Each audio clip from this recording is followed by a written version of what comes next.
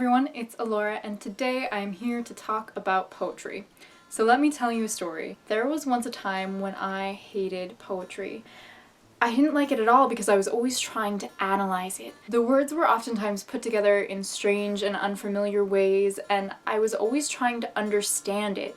What did it mean? Why was it so convoluted? Then I came across a quote that I've never been able to find again, but this quote completely transformed the way that I view poetry. And essentially it was this: stop trying to understand what it means. How does it make you feel?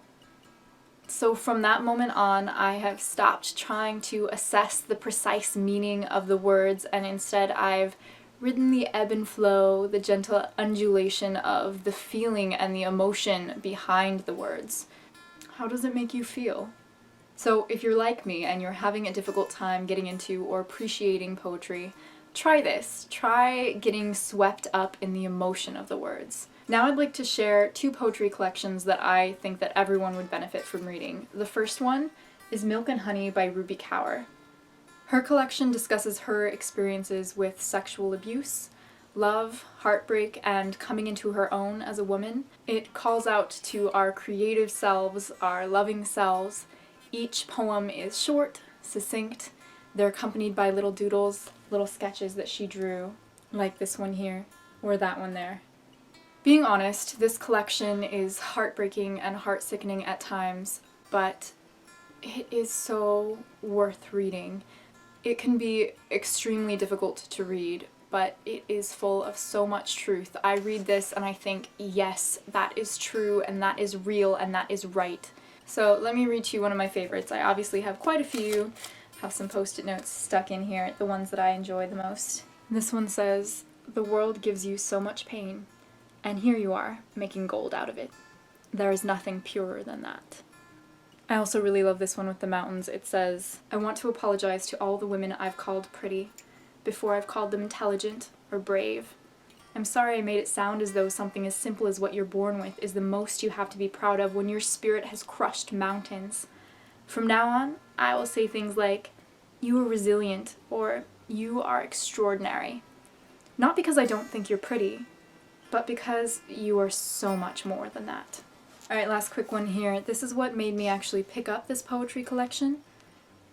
"Trying to convince myself I am allowed to take up space is like writing with my left hand when I was born to use my right. The idea of shrinking is hereditary."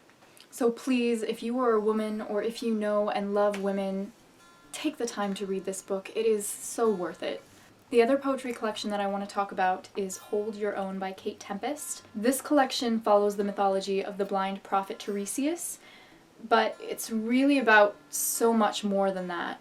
It combines the classic myth with contemporary issues and language, which makes it very relevant and important and interesting. The main concepts that I found this collection to explore were gender fluidity, self-identity, wholeness, and self-love. There was also a really great poem in here about war and some on violence. Other modern issues were discussed, such as cell phones and giving all our time to the internet and social media, withdrawing from the real world, things like that. Overall, there were definitely a great number of lines that hit with such profoundness that my skin actually prickled. Do you know that feeling that I'm talking about? So I'm going to read you a short excerpt from one of my favorite poems in the collection, and then we'll call it a day. This poem is called Man Down, and I'm going to read a section from the middle. "The good ones are good ones, because they are whole ones. We're at our best when we mean it. We all start part of a much bigger notion and lock ourselves down like we don't have a say. We come from man and woman combined, and we'll carry those parts till we see our last day. Hear me, let it be known. Your muscles are mine, let's stretch. Dawn by the bins, we giggle and retch. The dawn's on your skin. You're shivering, wet. You'll cry from your pores if not from your eyes. Your blood's the same color as mine. What a man ever was is enough. It's enough. Stop trying. Give everything up. No shame here.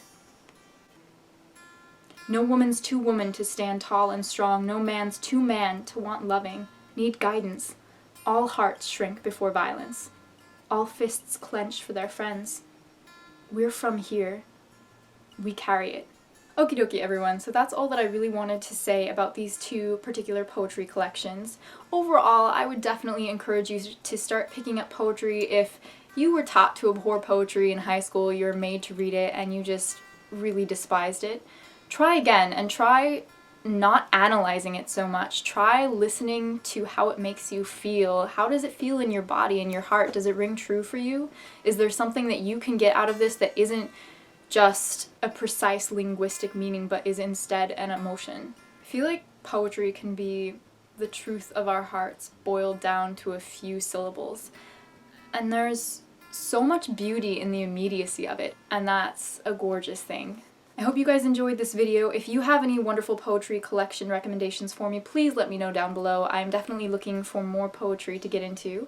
And yeah, until next time, stay happy, stay healthy. Bye guys!